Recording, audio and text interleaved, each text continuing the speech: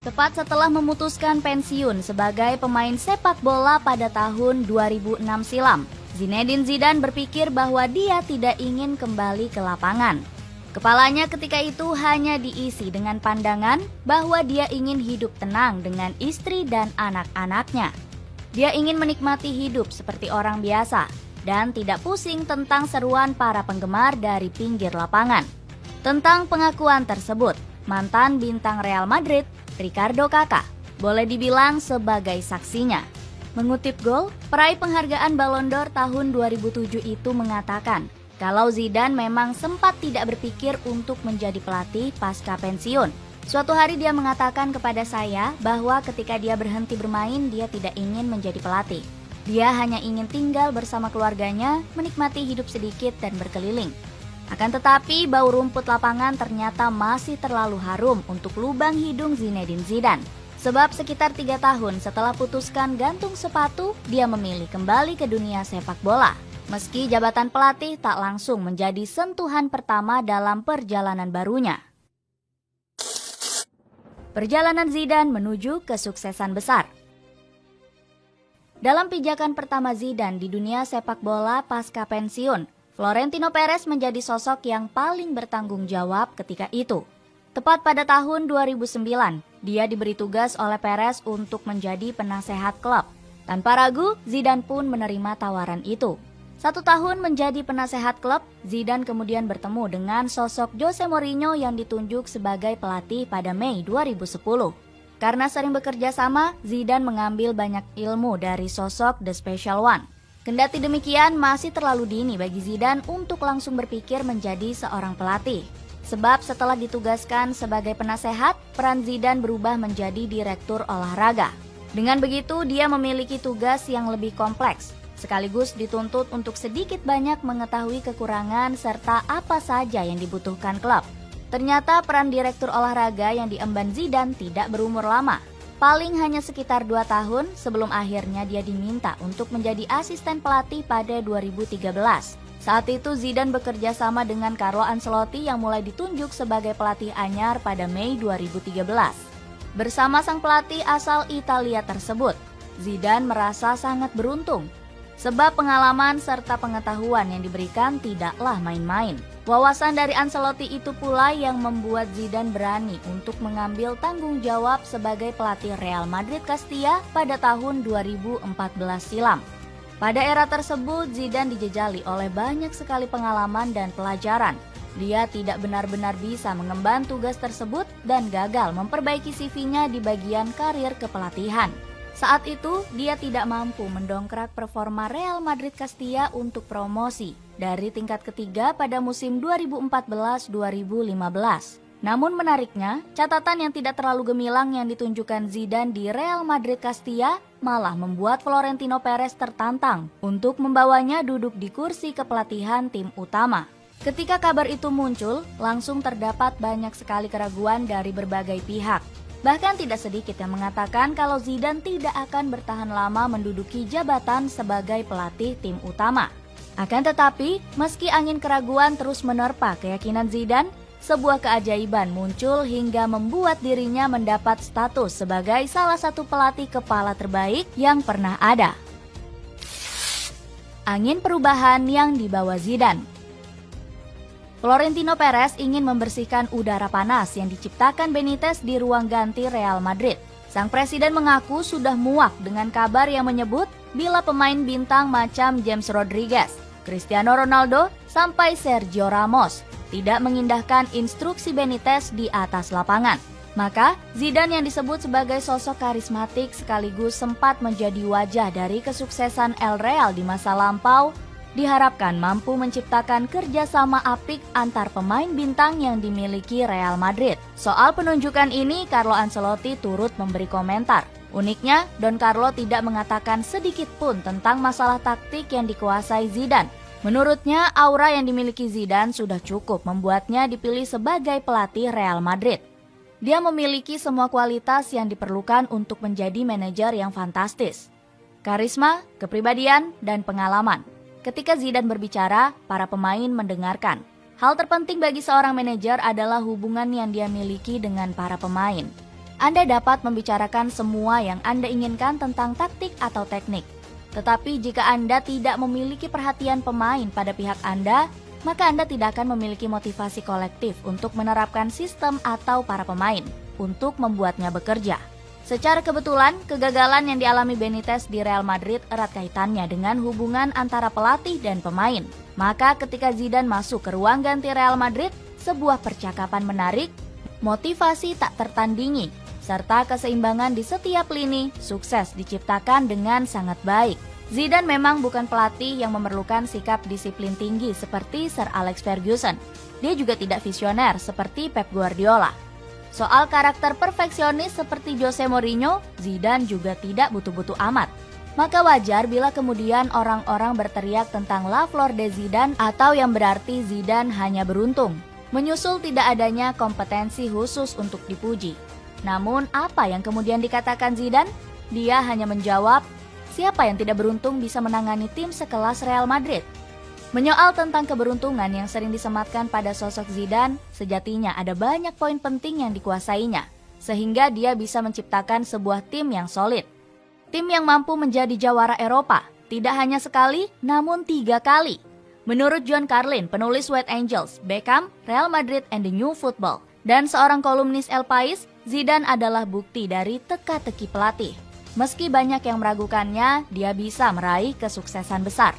Yang harus dipahami adalah Zidane benar bahwa dia beruntung bisa melatih tim sekelas Real Madrid. Di sana terdapat bintang di setiap lini. Namun satu hal yang bisa diperdebatkan adalah tidak mudah untuk membentuk keseimbangan di antara banyak bintang dengan ego besar.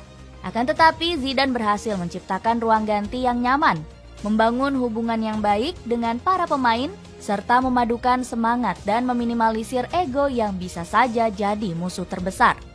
Dia mampu mengumpulkan dan mengolah bahan-bahan itu untuk menciptakan sebuah hidangan yang sangat lezat, bukan di atas meja, namun di atas lapangan.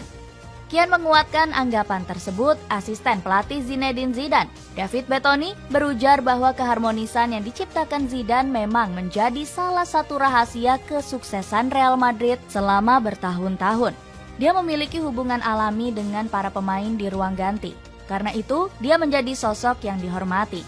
Ketika dia menyatakan di konferensi pers bahwa baginya semua pemain penting, dia benar-benar serius. Dia mengelola konflik dengan mengatakan yang sebenarnya dan bersikap adil. Dalam jangka panjang, itu berhasil. Setelah ditunjuk menggantikan Benitez, Zidane memang berhasil membuktikan pengalamannya sebagai sosok yang dekat dengan pemain. Dia bisa berkomunikasi dengan baik dan secara mengejutkan, mampu memberi gelar Liga Champions Eropa di musim pertamanya.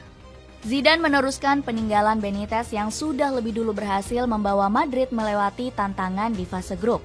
Namun ternyata, pencapaian trofi UCL musim 2015-2016 masih saja membuat Zidane dianggap beruntung. Kemudian hal itu pun direspon dengan prestasi yang lebih besar pada musim berikutnya. Meski awal perjalanan di musim 2016-2017 tergolong berat dan Madrid dianggap bermain buruk, Zidane kembali berhasil membuat tim asal ibu kota Spanyol meraih gelar juara. Bahkan dia sukses menelurkan trofi La Liga dan Liga Champions Eropa sekaligus.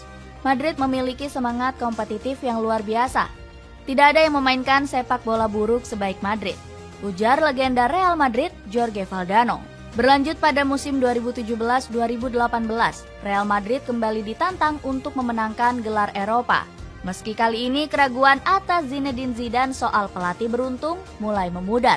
Sempat mendapat kritik berupa permajaan pemain dan sejumlah lubang yang harus ditambal, Zidane tak mau ambil pusing. Dengan tenang, dia menyebut bahwa skuad Real Madrid asuhannya masih sangat bagus. Keyakinan itu lantas membuat Zidane mencapai kesuksesan berikutnya. Meski gagal mempertahankan gelar La Liga, trofi Liga Champions Eropa lagi-lagi sukses masuk ke dalam genggaman. Dalam sebuah malam final melawan Liverpool, dia menjadikan Gareth Bale sebagai bintang dengan sumbangan 2 golnya. Zidane menciptakan sejarah. Setelah sebelumnya dia mampu mengulangi kisah kesuksesan Brian Clough dan Arrigo Sacchi. Kini, dia menjadi pelatih pertama dan satu-satunya yang membawa sebuah tim memenangkan trofi tertinggi Eropa sebanyak 3 kali beruntun. Itulah yang dilakukan Zidane dengan baik. Dia memiliki ketenangan yang luar biasa. Dia datang dengan keuntungan besar di Real Madrid. Dia adalah salah satu dari sedikit orang yang datang ke galaksi pemain hebat dengan kepercayaan instan dan total karena karismanya. John Carlin. Taktik yang menyempurnakan keberuntungan Zinedine Zidane. Tidak adil rasanya bila kita menyebut Zidane sebagai pelatih yang cuma beruntung karena mendapatkan skuad terbaik di Eropa. Karena selain dia mampu membangun keseimbangan, taktik yang dimainkan patutlah mendapat pujian. Pertama, ada sistem yang dijalankan. Dalam 3 tahun memenangkan trofi Liga Champions secara beruntun, Real Madrid mempertahankan sistem yang kurang lebih sama dan juga memiliki personil yang serupa. 11 pertama di final tahun 2017-2018 adalah sama. Dengan Isco mengalami sedikit perubahan peran dari sayap kanan menuju ke tengah. Kemudian pada tahun 2016, Gareth Bale dan Pepe jadi sosok yang tampil di starting line up. Alih-alih Rafael Varane dan Isco yang tampil pertama di 2 tahun berikutnya. Sistem Zidane cukup sederhana tetapi sangat efektif. Dia memprioritaskan para fullback, yakni Marcelo dan Carvajal, untuk ikut beroperasi di lini serang. Sisi sayap menjadi fokus utama Madrid dengan umpan silang jadi prioritas mereka. Usai di sana terdapat nama Karim Benzema dan Cristiano Ronaldo yang sangat jago ketika beroperasi di kotak penalti dan lihai dalam hal duel udara. Kemudian titik berat Zidane juga berada pada lini tengah Real Madrid. Dalam hal ini, trio Casemiro, Toni Kroos, Luka Modric jadi tumpuan dalam tahun-tahun juara El Real. Ketiga pemain itu mengisi kreativitas, stabilitas pertahanan, dan orkestra yang seringkali menempatkan Toni Kroos sebagai pemeran utama. Meski Casemiro kerap dijadikan sebagai pemberat dan pemutus serangan lawan, Toni Kroos tak jarang beroperasi lebih ke dalam. Ini agar dia bisa segera menerima bola dari belakang, mengatur permainan, dan mengandalkan passingnya untuk melancarkan serangan dari dalam. Sebagaimana diketahui, Kroos rata-rata memiliki akurasi operan 94% di 3 musim kemenangan Liga Champions dan mencoba rata-rata 6,43 umpan panjang per pertandingan. Lalu satu hal terpenting dari kesuksesan Zinedine di Real Madrid adalah dia benar-benar mampu memaksimalkan kemampuan yang dimiliki oleh salah satu pemain terbaik dunia, Cristiano Ronaldo.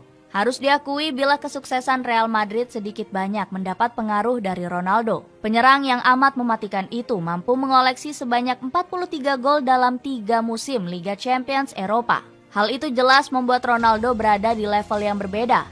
Saking pentingnya peran Ronaldo, Zidane bahkan tak ragu untuk memberikan sang pemain waktu istirahat khusus. Dalam periode tertentu, Ronaldo sengaja tidak dimainkan di pertandingan-pertandingan yang dianggap mudah. Umumnya ini terjadi di kompetisi liga. Kemudian ketika terdapat pertandingan besar yang tentunya penting, barulah Zidane akan meminta Ronaldo untuk menghancurkan lawan. Seringnya pria Portugal tersebut sukses menyelesaikan misi yang diberikan Zidane. Maka, dari segala hal yang berkaitan dengan kesuksesan Real Madrid, kombinasi antara kejeniusan Zidane dan gaharnya performa Ronaldo layak mendapat tepukan meriah. Zidane menurut saya sebanding dengan Carlo Ancelotti atau Vicente Del Bosque. Dia adalah pelatih yang membuat yang terbaik dari apa yang dia punya. Dia memiliki pemain kelas atas yang tersedia dan dia bekerja sangat baik dengan mereka. Dia adalah pelatih yang ideal untuk Real Madrid. Para pemain muda sangat menghormatinya karena dia memiliki aura sebagai mantan pemain kelas dunia. Bintang-bintang seperti Ronaldo menghormatinya karena dia dapat berbicara langsung dengan mereka yang tidak terjadi pada Benitez. Selain itu, karakternya yang tenang dan berhati-hati juga sangat membantu. Bodo Illner, mantan kiper Real Madrid.